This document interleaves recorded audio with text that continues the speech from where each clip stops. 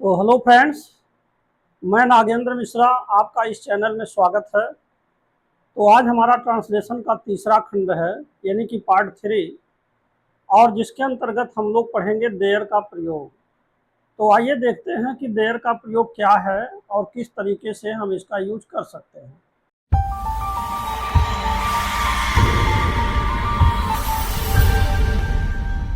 तो सबसे पहले ये समझना है कि जैसे आप देयर का प्रयोग पढ़ रहे हैं तो इसके 3 कंडीशन हैं।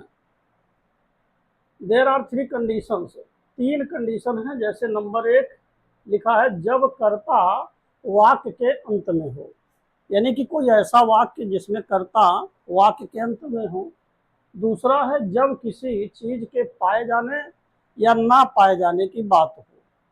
और तीसरा है, जब कोई चीज गिनना हो। तो ये 3 कंडीशंस अप्लाइड हैं। और हालांकि हम इसमें 3 उदाहरण आपको सबसे पहले देंगे जिसमें 3 कंडीशंस आएंगे, लेकिन वैसे तो अगर देखा जाए तो एक ही उदाहरण में तीनों कंडीशन आ जाएंगे। अब जैसे मान लीजिए, सबसे पहला एग्जाम्पल्स आप देखिए। एग्जाम्पल्स एग्जाम्पल्स में पहला उदाहरण आपका है कि अगर कहा जाए एक राजा था, एक राजा था। अगर ये कहा जाए तो एक राजा था, तो ऐसे स्थिति में जो राजा है यह वाक्य के अंत में है और यह एक सब्जेक्ट है। तो जो सब्जेक्ट है करता है, ये वाक्य के अंत में है। तो इसका अंग्रेजी जब हम बनाएंगे तो सबसे पहले देयर लगाएंगे, देयर हो जाएगा। और था थे थी की अंग्रेजी आप लिखेंगे वाज, और एक राजा की अंग्रेजी लिखेंगे a king. There was a king हो जाएगा। दूसरा उदाहरण आपका है, अगर ये कहा जाए कि कमरे में और 10 छात्र हैं, कमरे में 10 विद्यार्थी हैं, 10 विद्यार्थी हैं।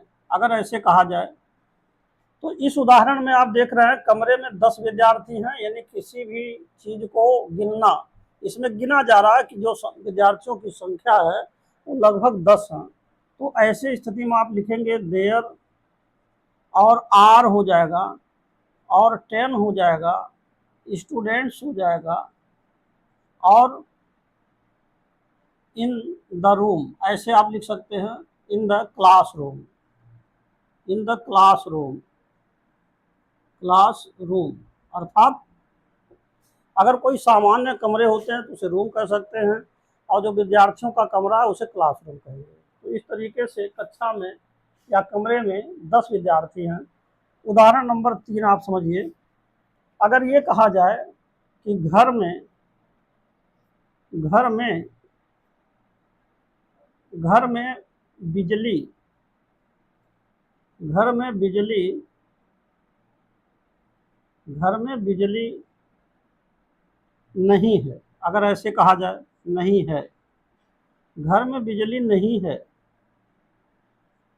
तो क्या हो जाएगा? तब लिखेंगे देयर और इज, इसके बाद नो लिखेंगे, लाइट लिखेंगे, और इन द हाउस लिखेंगे। यानी कि घर में बिजली नहीं है। तो ये हो जाएगा कि कोई भी चीज जब किसी चीज के पाए जाने या ना पाए जाने की बात हो। जैसे मान लीजिए कि कमरे में यानी घर में बिजली नहीं है, तो यहाँ बिजली के नहीं पाए जाने की बात है, तो there is no light in the house हो गया। इसी प्रकार उदाहरण नंबर 4 आप समझ सकते हैं। एक उदाहरण ये देख लीजिए कि जैसे कहा जाए कि स्कूल में 500, स्कूल में 50 लिखते हैं, 50 हैं, अध्यापक हैं। तो इसका अंग्रेजी आप बनाएंगे तो हो जाएगा देयर, और आर हो जाएगा, और 50 हो जाएगा, और टीचर्स हो जाएगा। देयर आर 50 टीचर्स, और इसके बाद लिखेंगे 50 टीचर्स, इन स्कूल, स्कूल में 50 अध्यापक हैं, तो ये हो जाएगा there are 50 teachers in school. तो कहने का मतलब ये है जब कर्ता वाक्य के अंत में हो, तो देखिए पहले वाक्य में जो राजा है कर्ता ये वाक्य के अंत में है। दूसरी बात, जब किसी चीज के पाए जाने या ना पाए जाने की बात हो, जैसे मान लीजिए कमरे में 10 विद्यार्थी हैं, तो इसको मैंने जो लिखा है वो ये तीसरे नंबर को फॉलो कर रहा है। जैसे जब कोई चीज गिनना हो, तो यहाँ गिनने की बात आ रही है, 10 विद्यार्थी हैं। तीसरा आप देखिए उदाहरण, घर में बिजली नहीं है, तो किसी चीज के पाए जाने या ना पाए जाने की बात है। और चौथा, स्कूल में 50 अध्यापक हैं, तो यहाँ तीसरे उदाहरण में ना पाए जाने की बात है और चौथे उदाहरण में पाए जाने की बात है। तो ये तो हो गया कंडीशन, 3 कंडीशंस हैं।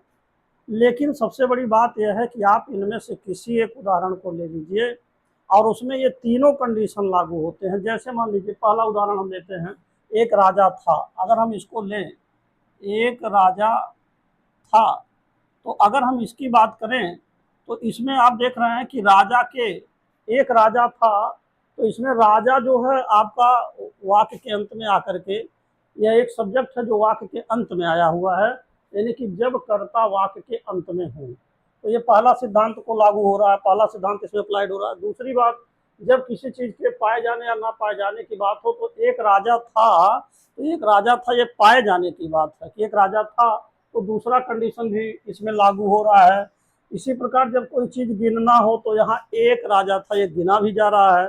तो ऐसे स्थिति में आप ये कह सकते हैं कि देयर का प्रयोग समझने के लिए आप इन तीनों कंडीशंस को आप सेपरेटली अलग अलग भी जान सकते हैं।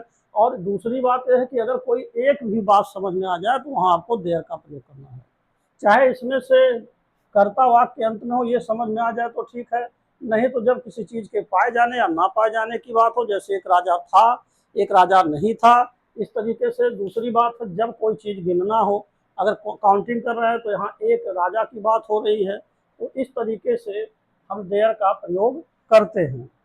दूसरी बात यह है कि मान लीजिए अगर हमें इस वाक्य को, जो कि देयर के प्रयोग से लिखा जाता है, अगर हमें इस वाक्य में नो और नाट का प्रयोग सीखना हो, तो थोड़ा सा ये बात समझना जरूरी है कि जैसे मान लीजिए नो और नाट, कहाँ पर नो लगेंगे, कहाँ पर नाट लगेंगे, इसका भी प्रयोग आपको समझना है प्रयोग। तो एक चीज ये समझना है कि नो और नाट में क्या अंतर है। तो देखिए सबसे बड़ा अंतर तो ये है कि नो मीन्स होता है, नो बराबर आप कह सकते हैं कि आप इसे लिख सकते हैं कि नॉट ए अथवा एनी, मतलब नो मीन्स हो गया नॉट ए या एनी, यानी कोई नहीं। नो का मतलब ये हुआ जब किसी भी चीज की बात ये इस तरह की आएगी कि कोई नहीं है, कुछ भी नहीं है, तो इस तरीके से हम नो का प्रयोग करेंगे। दूसरी बात यह है, अब जैसे कुछ विश्लेषकों का मानना है कि जहाँ पर वर्ब टू बी आते हैं, वर्ब टू बी यानी कि इज, एम, आर, वाज, वर, अगर यहाँ पर आ रहे हैं वर्ब टू बी, तो हम इनके साथ नो लगाएंगे, इनका प्रयोग करेंगे, नो का प्रयोग कर सकते हैं। लेकिन ये बात थोड़ी अधूरी है। इसको अगर समझना है तो इस प्रकार समझ सकते हैं कि नो मीन्स होता नॉट या एनी हो सकता है। अब जैसे आप ये कह सकते हैं कि नो का प्रयोग अगर करना हो, तो ये हम निगेटिव में यूज करेंगे। निगेटिव सेंटेंस में, अगर कोई निगेटिव सेंटेंस है, तो वहाँ हम नो लगा सकते हैं जब किसी भी चीज़ के ना पाए जाने की बात हो। दूसरी बात यह है कि जो एनी का प्रयोग है ना, ये इंट्रोगेटिव सेंटेंस में अक्सर होता है।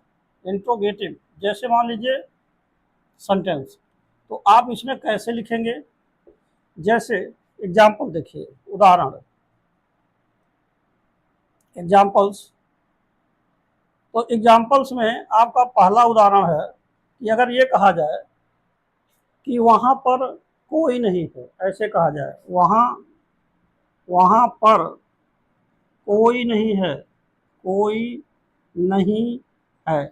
तो जब ये बात आ गया कि वहाँ पर कोई नहीं है, तब आप लिख सकते हैं देयर, और इज लिख सकते हैं, और नो वन लिख सकते हैं, और फिर आप लिखेंगे देयर। अर्थात इस देयर माने वहाँ, देखिए वहाँ की अंग्रेजी देयर यहाँ लिखा गया। दूसरी बात है वहाँ पर कोई नहीं है, किसी के नहीं पाए जाने की बात है, इसलिए एज ए सब्जेक्ट के रूप में हम देयर का प्रयोग कर रहे हैं। हालांकि देयर लगाया जा रहा है यहाँ पर, लेकिन देयर का कोई खास अर्थ नहीं होता है, और इसको जो है हम इंट्रोडक्टरी कहते हैं। एक तरह से यह खाली खाली है, इसका कोई मतलब नहीं, लेकिन सब्जेक्ट को वाक्य की पूर्ति के लिए हम एक सब्जेक्ट के रूप में देयर का प्रयोग यहाँ कर रहे हैं। तो देयर इसलिए हो रहा है क्योंकि किसी चीज के पाए जाने या ना पाए जाने की बात हो। तो देयर इज हो गया और नो वन देयर हो गया, वहां पर कोई नहीं है। दूसरी बात, ये वाक्य कैसा बना, यह एक वाक्य बना आपका निगेटिव, यह निगेटिव सेंटेंस हो गया।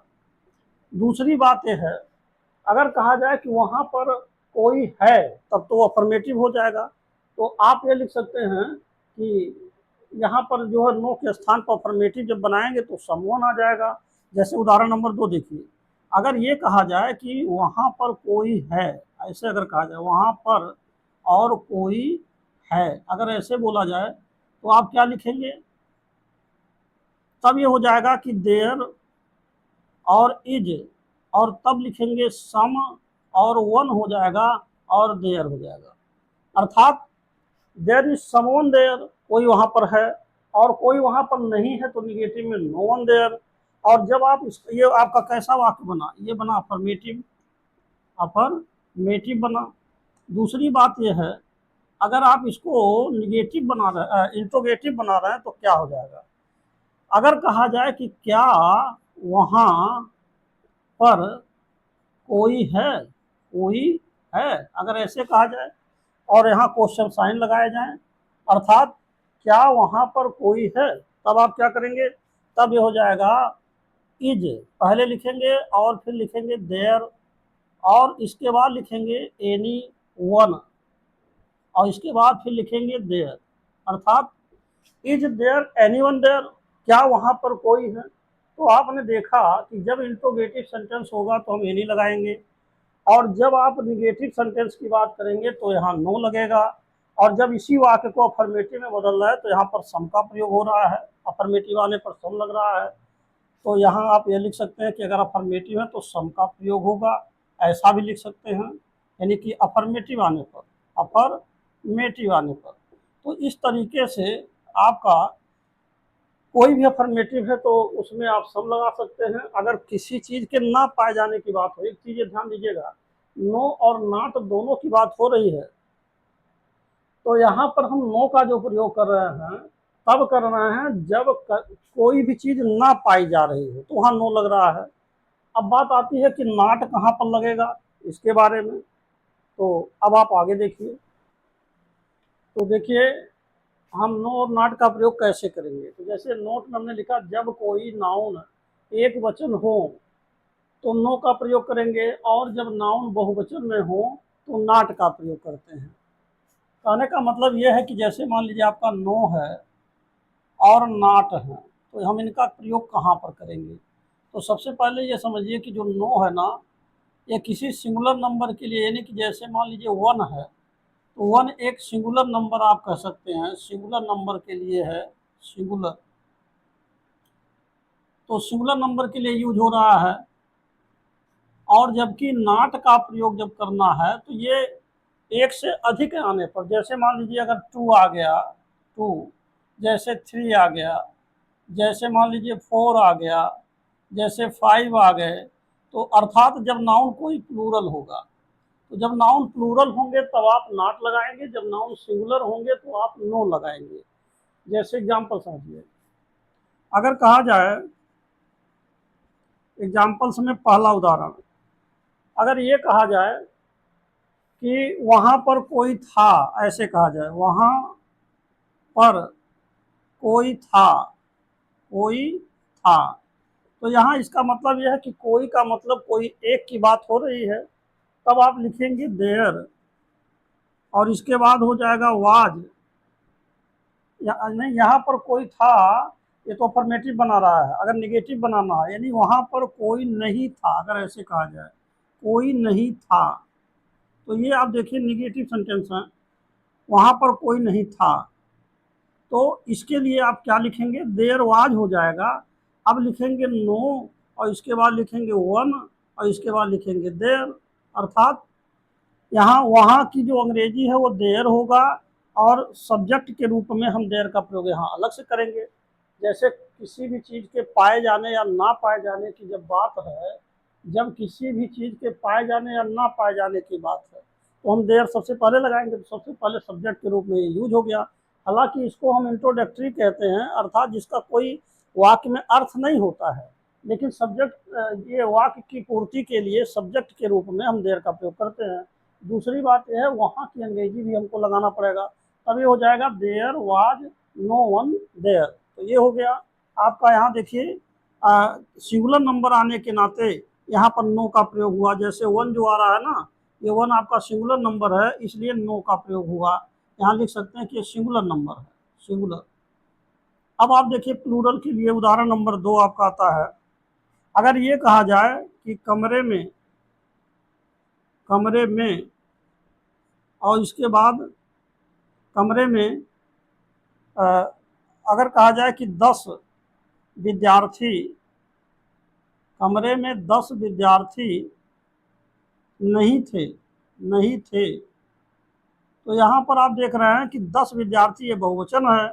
तब ये आप लिखेंगे कि देयर वर हो जाएगा और नॉट हो जाएगा, इसके बाद लिखेंगे 10 हो जाएगा, स्टूडेंट्स हो जाएगा और इन द रूम हो जाएगा।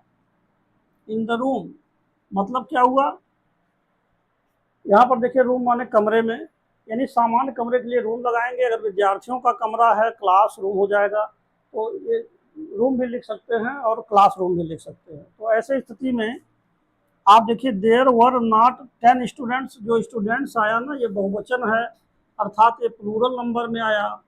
तो प्लूरल नंबर आने के नाते क्या लगा, और यहाँ देखिए 10 संख्या कितनी है 10।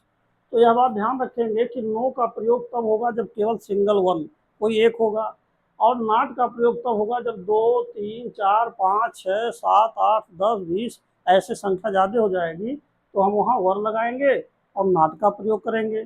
तो ये था, ये दोनों ही सेंटेंस आपका निगेटिव बना, यह भी निगेटिव बना और यह भी आपका निगेटिव बना, दोनों सेंटेंस आपका निगेटिव हुए।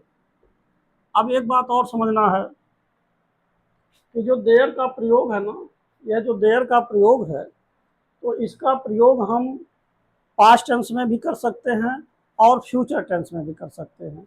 तो जैसे मान लीजिए पास्ट टेंस में तो इसका प्रयोग हुआ ही है, ये सिंपल पास्ट में हुआ है, दोनों ही वाक्य सिंपल पास्ट में आए हैं। लेकिन पास्ट के इंडिफिनिट में भी इसका हम प्रयोग कर सकते हैं, अर्थात पास्ट के इंडिफिनिट में वर्ब की सेकंड फॉर्म लगता है सामान्यतः जब कोई वाक्य अफर्मेटिव होते हैं, तो पास्ट के इंडिफिनिट के अफर्मेटिव सेंटेंस में वर्ब की सेकंड फॉर्म देयर के साथ भी लगेगा।